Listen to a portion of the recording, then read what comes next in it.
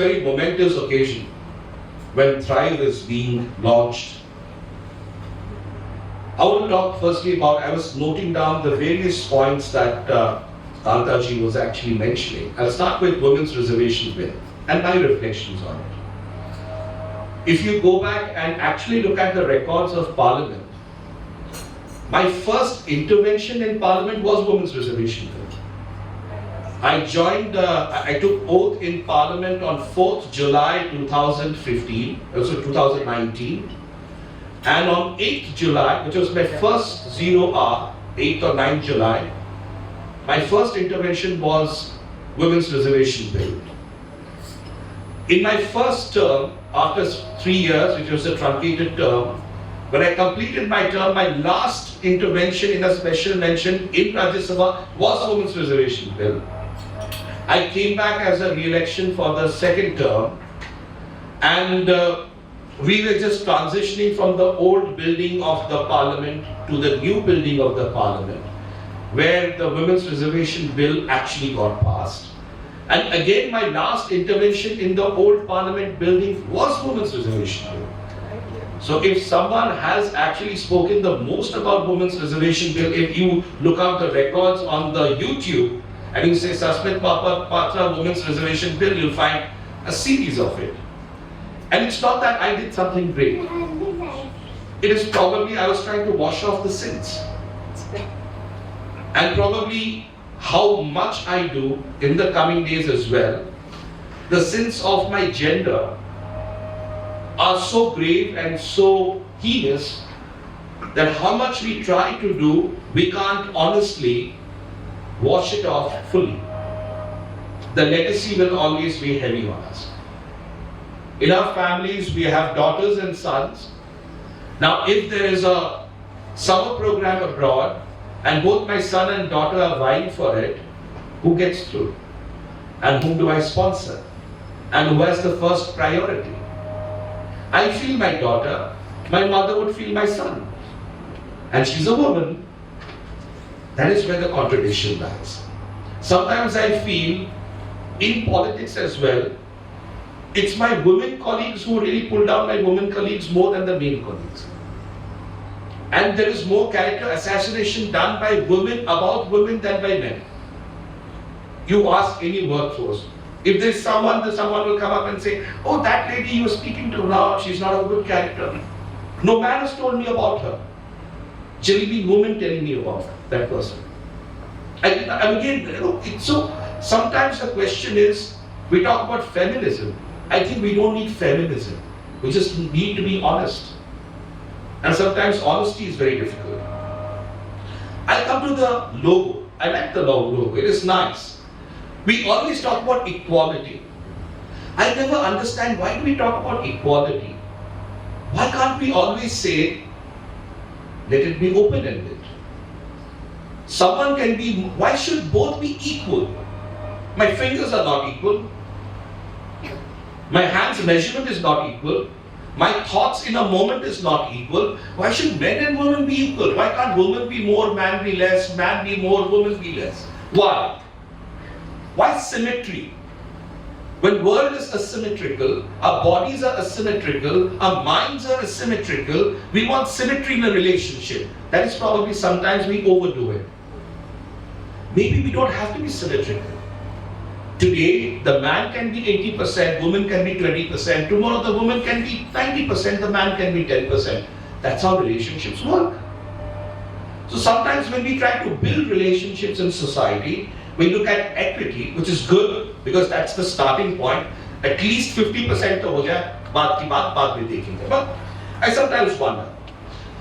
I'll be skipping a few points in the interest of time. It's already 1:30. Ma'am talked about sexual harassment, safety in workplace, cyber security. I'm on the Information Technology Committee of the Parliament, and we are seized of the matter how we can reduce cyber crimes against women, especially social media character assassination and doing stuff in social media against women. We're working on that. There's one area that I wanted to talk about was about UN Women and UNICEF, because we have both on the dais right now. Many times we talk about UN women, we talk about gender. When we talk about UNICEF, we talk about children. But the intersectionality between UN women and UNICEF is also gender.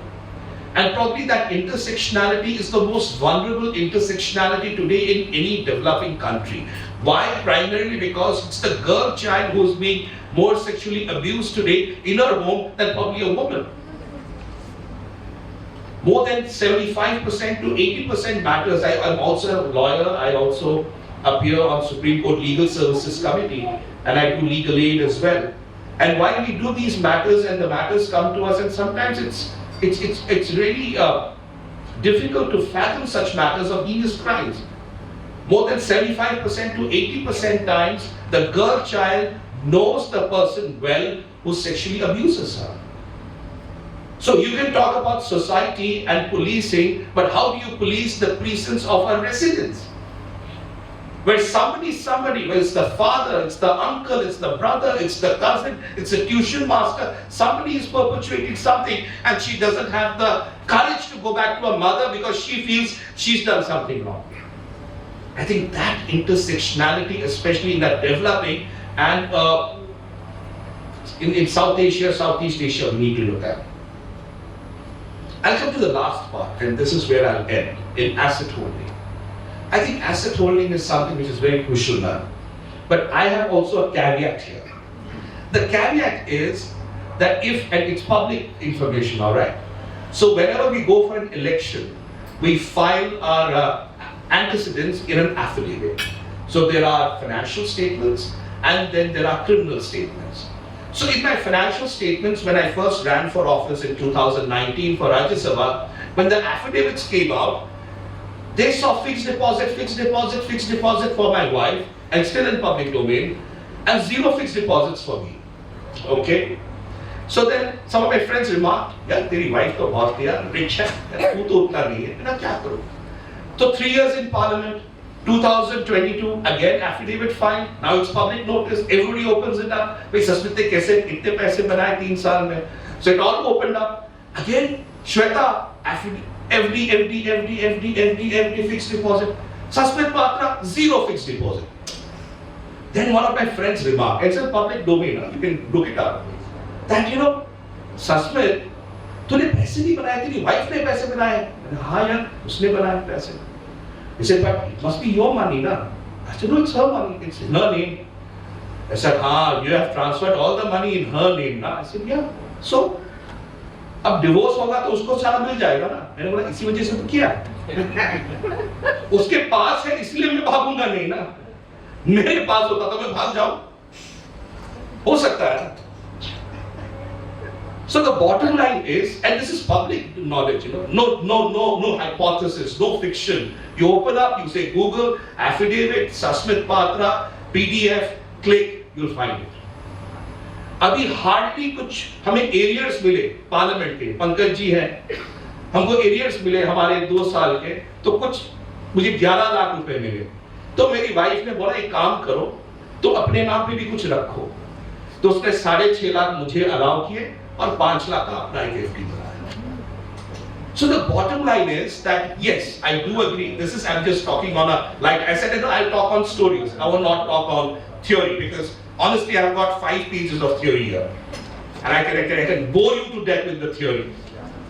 But the fact of the matter is, yes, we want to bring about change, and yes, change is possible. But change is possible when we open this room for fresh ideas, new ideas to come in, and let us experience those ideas and build on it. I'm a very open, learning kind of a person. When we have these chairs and tables, this room is already set up. So now sometimes it's very difficult to deconstruct this room. But when you remove all of this and you allow the fresh ideas to come in, probably we can relook at the way it's to be done. And that is where thriWe comes in. thriWe can look at redoing this room of misogyny, redoing this room of stereotypes, redoing this room of inequalities, and actually engage in meaningful discourse, dialogue, conversations that would help us to revisit ourselves and taking things forward. I thank you so much. Thank you, Pratyushi. Thank you, everyone.